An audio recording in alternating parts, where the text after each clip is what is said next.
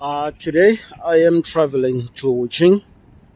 The reason why I am traveling to Wuching is I'm going to source some spare parts, some car radiators, and I just want to tell you something about product sourcing in China so that you understand it a little bit.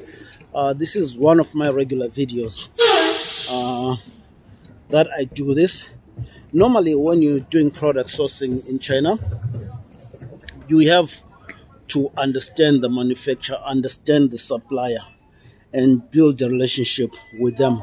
First of all, if whichever country you're from, so this is the standard procedure. If you're traveling as a foreigner, you need your passport, just like as Chinese, they need their IDs. So I was saying that if you're building up your relationship with your supplier, it could be a manufacturer, it could be a sourcing agent, first of all, do make sure that they do understand English. That's a common barrier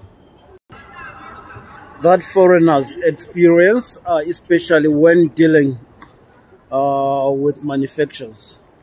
And I'll explain this to you, how it works.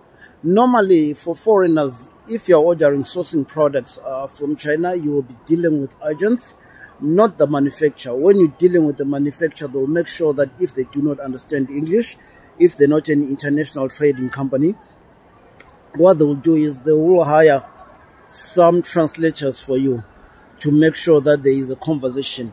And the reason being with that is, especially when you're going to visit the factory and when you're going to be communicating with the manufacturer. And it is very important to communicate with them because you want to verify if your goods, the products are legit, if you're not going to experience any problems. And normally, if you communicate with them and visit their factories, you'll discover that you're less likely to receive reject products. The common thing of receiving reject products is when the supplier or the manufacturer doesn't take you seriously. They know that you're not going to be coming back for a second order. It's just a trial order.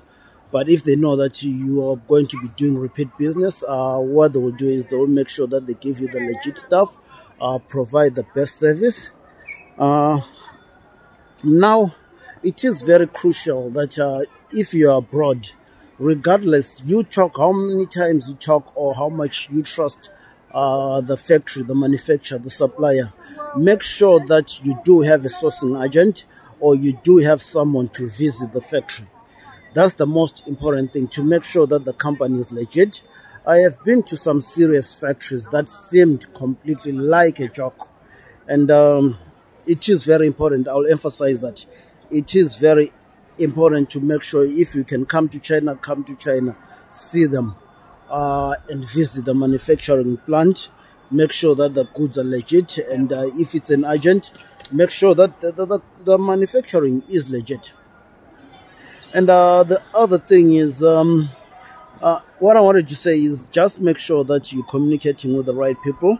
You visit the plant, and there is a part which I will say, and always try to convince the manufacturers that you're in China, even if you can't make it to visit the factory. In that way, they're not going to charge you the international price. There's normally domestic prices and international prices. The domestic prices will normally be cheaper because it's a competitive market. If you're a foreigner ordering from China, you will discover that they will charge you more. They will normally charge you more. So just try to avoid doing that by convincing that you are in China. By so doing, is looking for an agent, a sourcing agent, or looking for someone who's in China who's going to verify the plant, who's going to verify the factory, who's going to verify the quality of the products. We are doing this for ourselves, and I do this normally for my clients. If you're interested, I can do that for you as well. So I hope you enjoy the next video which I'll be posting. I'll be posting, and you subscribe to the channel so you don't miss most of the content of my product sourcing and how to deal and cooperate with the Chinese.